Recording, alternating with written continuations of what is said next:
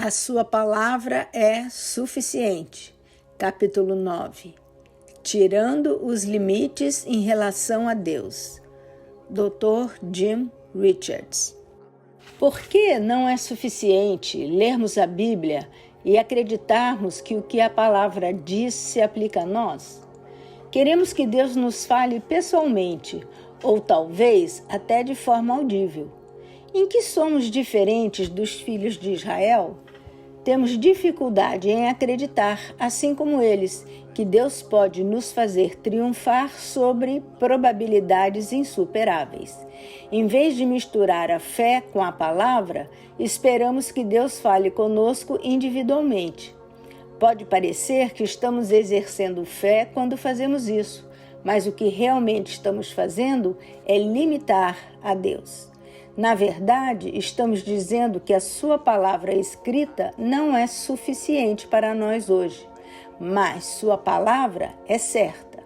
2 Pedro 1,19. Ele não tem a obrigação de nos dizer nada além do que ele já disse na Bíblia. No Antigo Testamento, Deus não revelou seus planos de batalha a todos os israelitas. Ele revelou seu plano somente aos líderes. O que teria acontecido se Israel tivesse dito a Josué: "Não vamos marchar ao redor de Jericó até ouvirmos de Deus nós mesmos"? Sem dúvida, eles teriam acabado como a geração anterior e morrido sem entrar na terra prometida. Os exércitos de Israel agiram com fé na palavra de Deus e venceram a batalha. Da mesma forma, devemos agir sobre a palavra de Deus como está escrito para nós na Bíblia, quer tenhamos ou não alguma liderança especial. Mesmo se Deus lhe desse uma palavra especial, ainda assim seria necessário ter fé de sua parte para acreditar nela e agir sobre ela.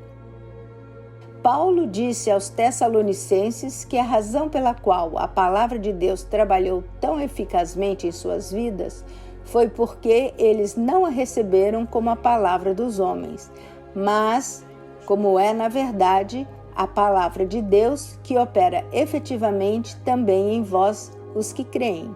1 Tessalonicenses 2:13.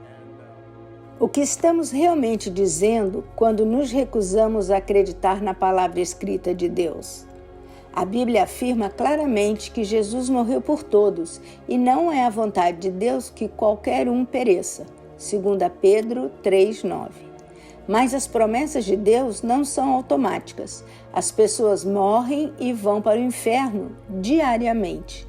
Deus deu a cada um de nós uma vontade própria. E Ele não viola nosso livre-arbítrio para forçar sua vontade sobre nós. Quando nos recusamos a aceitar as promessas da Bíblia como sendo verdadeiras para nós, estamos limitando a Deus. Se a única maneira de Deus cumprir as promessas em nossa vida é violar nosso livre-arbítrio e nos forçar a receber as promessas, então isso nunca acontecerá. Jó 22:28. Na Bíblia Amplificada, diz: "Você também decidirá e decretará uma coisa, e ela será estabelecida para você." Deus já nos mostrou a sua vontade. Devemos decidir se queremos sua vontade em nossas vidas. Ele nos diz que devemos estar dispostos a comer o bem da terra. Muitas pessoas querem as coisas boas de Deus, mas têm medo de tomar uma decisão a esse respeito. Se está na palavra de Deus, é a sua vontade. Se estiver na palavra de Deus, é a vontade dele. Devemos ousadamente decretar isso em nossas vidas. Então, ele a estabelecerá. Jesus disse: "Peçam o que quiserem quando orarem." João 15:7. Nós sabemos qual é a vontade de Deus porque a Bíblia nos diz. Devemos estabelecer nossa vontade de acordo com a vontade de Deus para nossas vidas, acreditando no que a Bíblia nos diz claramente. Se não fizermos isso, Deus não violará a nossa vontade para nos forçar a receber as promessas.